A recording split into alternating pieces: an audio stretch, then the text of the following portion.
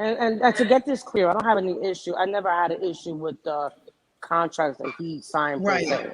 Right. Okay, my I don't problem know was where that came from. Nori just thought that up yeah, on his own. he never seen no paperwork. Even if he did, I never even questioned or even said, "Oh, the contract." That wasn't even my situation. When Pun signed the Jelly Bean deal, supposedly Jelly Bean paid more money to deal directly with Pun and not go through Joe. But then Pun turned around, so it was 50 Jelly Bean and 50 Joe on Pun. And then Pun turned around, being the loyal dude he is, and the 50% that he got for publishing, he came and did a co-pub deal with Joe and giving him, and there was no letter of direction of Pun getting paid directly. It would all go through Joe.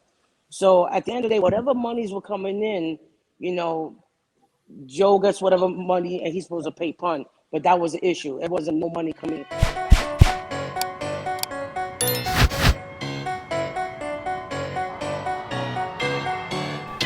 Of the freedom of speech,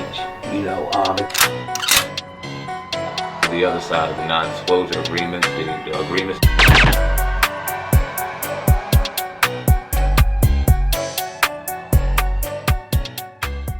That I am today, that we finally got it situated. Right. So we fast forward to Drink Champs. FatJoe's on Drink Champs, and obviously they had the conversation about FatJoe about Nori seeing the contracts, and it wasn't the way they said. And then you guys had the back and forth online, and FatJoe basically saying that, tell him about the money I got you when he died and spent it. That's the $1 million he referring to. Yeah, I can tell you, he gave me $20,000 in cash one time. I always remember it was right around Christmas. My house was in foreclosure, and he gave me $20,000 cash. I paid the $11,000 that was in foreclosure on the house that Pun had bought at the time, and the rest I spent on Christmas for the kids. And then I got $125,000 for endangered species that Sony gave me, not him. That Sony gave me for endangered species, which it was supposed to be $150,000 advance, but it came out to $125 because there was a check that was stolen from Sony that I actually went to court, federal court, and testified. But I didn't get any back end for endangered species, nothing. That's all that I got. He claims that he gave me all the money he got, that he was supposed to get all the money that Pun was supposed to get, and that the artists didn't get any advances for, I guess, their work, and that he gave me that. That's all lies. And I would hate to think that the artists gave up whatever portion they gave up, thinking that it was going to come to me and the family, and I never got that. And then I got $116,000 on the publishing side, right? In 2001, 2002, I got $116,000 that I went to Jelly Bean. He gave me that. But while we was in court, I found out that $116,000, it was supposed to be really $700 and something thousand dollars that they were supposed to give in advance. But I only got 116. And throughout the years, they had me in the red. Like they were, while we went to the court case and we did the audit, when I went to court, I owe more money. They said I owe $250,000. And Leah was telling them, how did she owe $250,000 when we only got 116? And then eventually, they had me in the red. You know what I'm saying? I was recouping their cost of what they were getting. So it was a mess. You know what I'm saying? So, but that's what the money. I never got $1 million.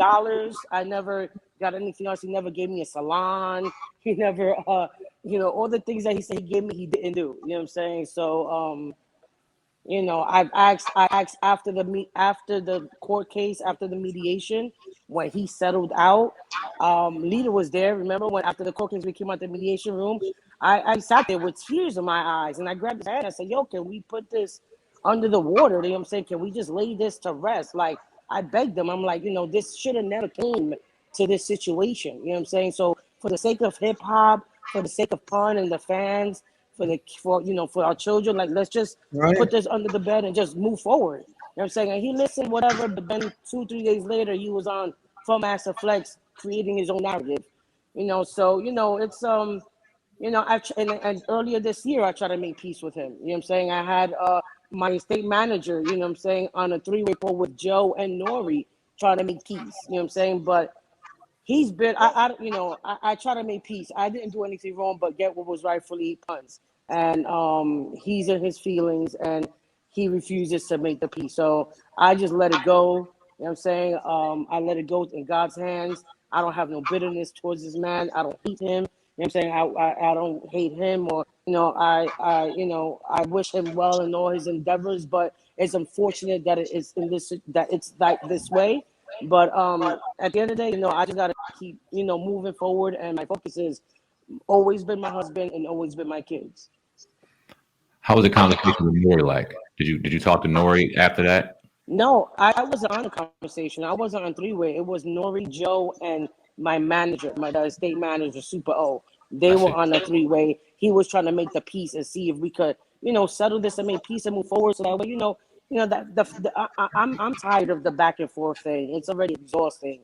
I let it go, and the fans, what I'm saying, are tired of it. I'm saying, they want to see Pun, but it's like, again, it's like the politics behind that, keeps Pun like he's caged up because nobody wants to work with me. Nobody wants to work with the Pun in the estate. So it makes things difficult to keep Pun's, to expand his legacy. I'm saying, so, Right. me and my team, we're doing all we can do. We decided to, finally build our own table because no one's willing to pull up a seat for us at a table that is Right. rightfully ours to sit at. So we're at a point where, we're just gonna build our own table and do what we do, and and leave it in God's hands and speak it into existence, and and take it from there. That's all we can do. And I see an interview that you did some time ago.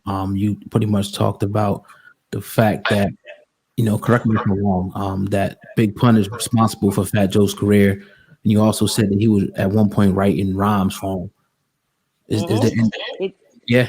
he did. He did. He wrote a lot of rhymes. He wrote the Don Carter Jr., the Jealous One's Envy. Like, he always wrote for Joe. We used to joke around in the house because he would sit there and spit rhymes with me. At one point, he's writing. One of Joe's writing, he's like, "Yo, okay, hey, I can't make this shit hotter than mine." You know what I'm saying? So I mean, Kanye was incredible. If you really think about it, he was writing Joe's rhymes, he was writing his shit, Oh yeah. and he was doing collaborations with a whole bunch of people. So, you know, um, he paid his due. You know what I'm saying? He did what he did, and he didn't get paid for that. You know what I'm saying? He didn't get any credit when Joe got the $10 million for Atlantic. He didn't get anything out for it. You know what I'm saying? He didn't. Joe was saying. I heard an interview that he was saying that he was spending all this money and popping.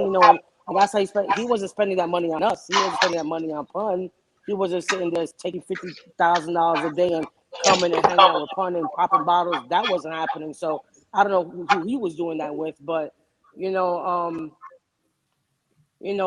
for Atlantic, when Pun signed the Atlantic deal for Terror Squad, because Pun is a solo artist, and he signed the Atlantic deal to work with Terror Squad, the group with Atlantic.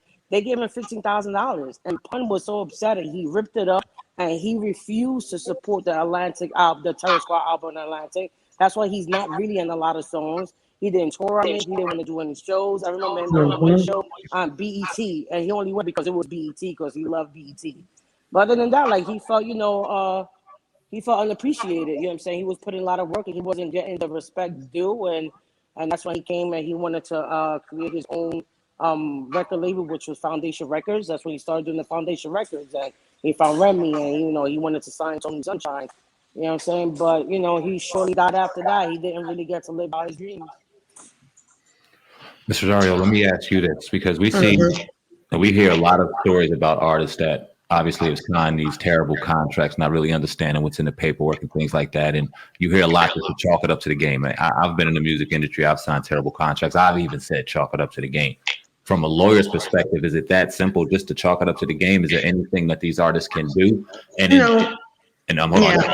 in Big Pun situation, is it a situation where we're looking at the contract and trying to fight the way out of a bad situation that he wrote himself into, or did the Terror Squad and Atlantic breach contract agreements, and that's the money you guys see? Yeah.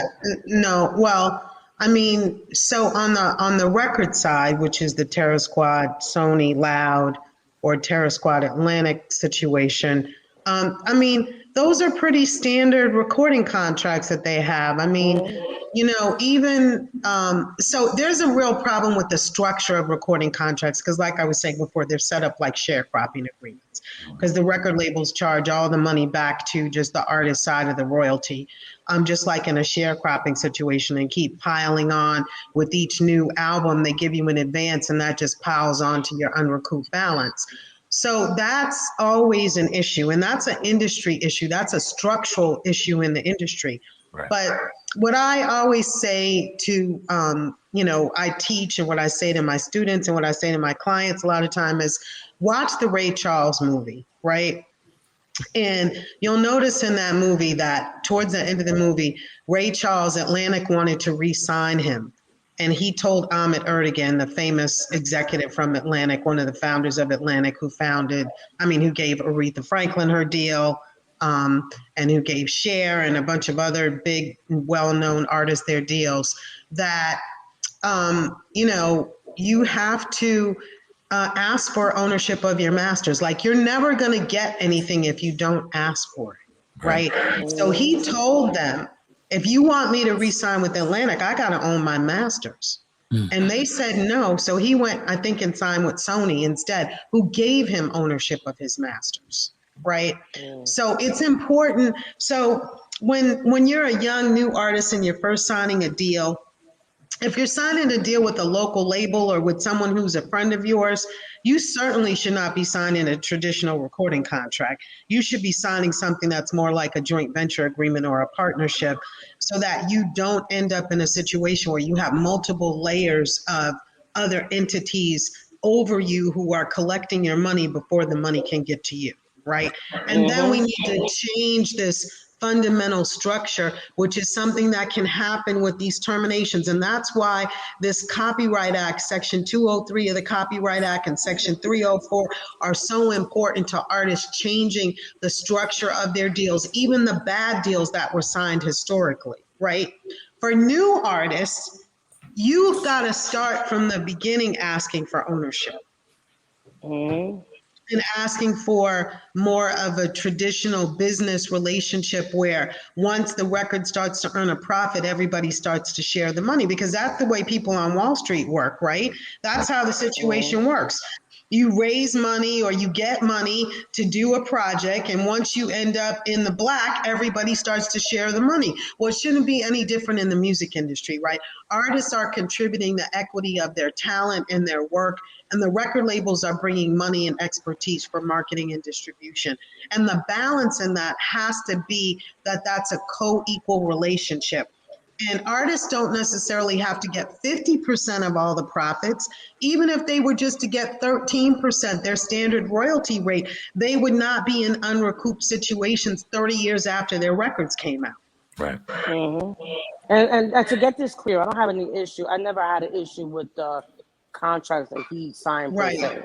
Right. Yeah. My I problem don't know was where that came from. Nori just thought that up on his own. He never seen no paperwork. Even if he did, I never even questioned or even said, "Oh, the contract." That wasn't even my situation. When Pun signed the Jelly Bean deal, supposedly Jelly Bean paid more money to deal directly with Pun and not go through Joe. But then Pun turned around, so it was 50 Jelly Bean and 50 Joe on Pun. And then Pun turned around, being the loyal dude he is, and the 50% that he has the publishing, he came and did a co-pub deal with Joe and giving him and there was no letter of direction of Pun getting paid directly. It will all go through Joe. So at the end of the day, whatever monies were coming in, Joe gets whatever money and he's supposed to pay Pun. But that was the issue. It wasn't no money coming back. Pun, Pun would get paid. You know what I'm saying, when he was, alive, and he was asked about his royalties, and he was asked about his royalties on the Sony and the music side, because he would get publishing money. You know what I'm saying? Because he knew when the last deal they got for publishing was 1.6 million, and I remember Joe came and gave Pun the 800,000, but then he was always asking about his royalty checks on the Sony side. You know what I'm saying? Because he's like, "Am I recouping?" Like, what's good? He already double platinum. Like, what's going on? So he never got any money from there, but. The point was, the problem was that after Pun died, whatever monies that's supposed to be paid to Pun out, that completely stopped. You know what I'm saying? So without, it completely stopped. So who was I supposed to ask about Pun's dealings and money? It was Joe. Joe was the one that was in charge of everything. You know what I'm saying? He was the label, he was the manager, he was everything. So who was I supposed to go to for help or for guidance and to get some kind of direction? Hip hop, hip hop, hip hop, hip Bars is back. hip hop, Sam hip and hop, Oh God, what's up with you? I done watched them niggas do interview after interview. They not culture vultures, the culture something they been into. So if you never gave them a view, I recommend you do. Cause when they question guests, they message is not subliminal. It don't matter if you a rookie.